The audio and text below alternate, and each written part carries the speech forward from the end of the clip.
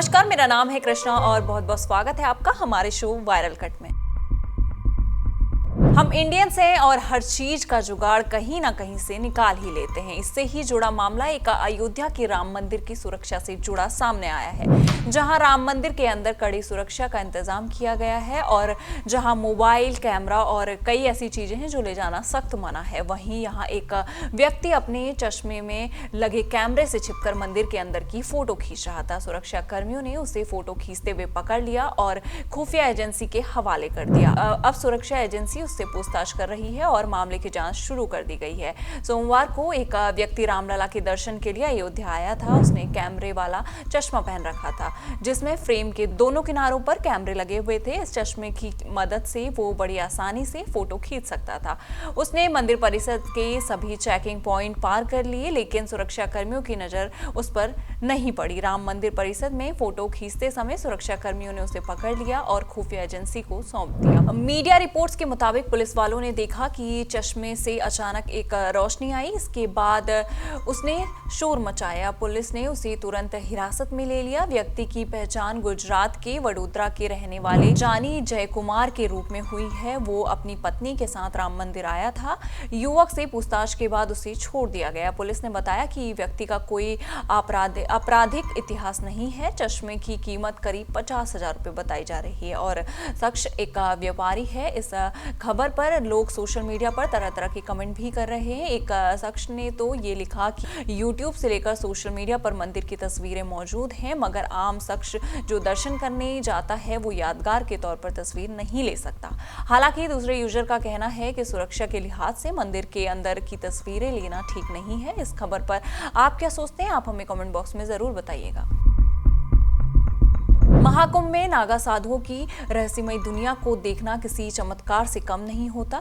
कड़ाके की ठंड में भी निवस्त्र नागा साधुओं को देखना भी एक तरह से चमत्कार ही है।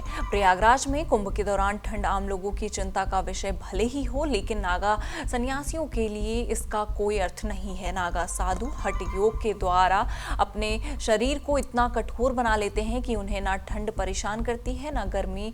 ऐसे में आज हम आपको एक ऐसे नागा साधु के बारे में बताने वाले हैं जो ठंड के मौसम में भी ठंडे पानी से नहा रहे हैं। ये नागा महाकुंभ में आकर्षण का केंद्र बने हुए हैं। हठ योग के द्वारा उन्होंने अपनी इंद्रियों को वश में कर लिया है। महाकुंभ शुरू होने में अब बस कुछ ही दिन बाकी हैं। प्रत्येक दिन कई साधु संत प्रयागराज पहुंच रहे हैं। नागा साधुओं के अखाड़े भी महाकुंभ में शुरू होने से पहले प्रयागराज पहुंच चुके हैं। नागा साधुओं की पोशाक से लेकर इनके द्वारा किए जाने वाले योग भी लोगों का ध्यान अपनी ओर आकर्षित कर रहे हैं। इन्हीं नागा साधुओं में से एक हैं प्रमोद गिरी महाराज जी।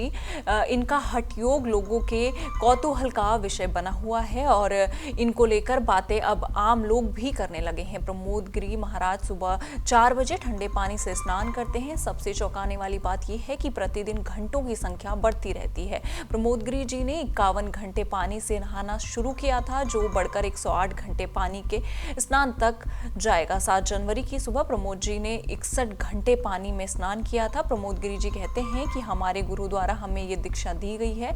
बिना किसी चाह के मानव कल्याण के लिए हम ये क्रिया कर रहे हैं।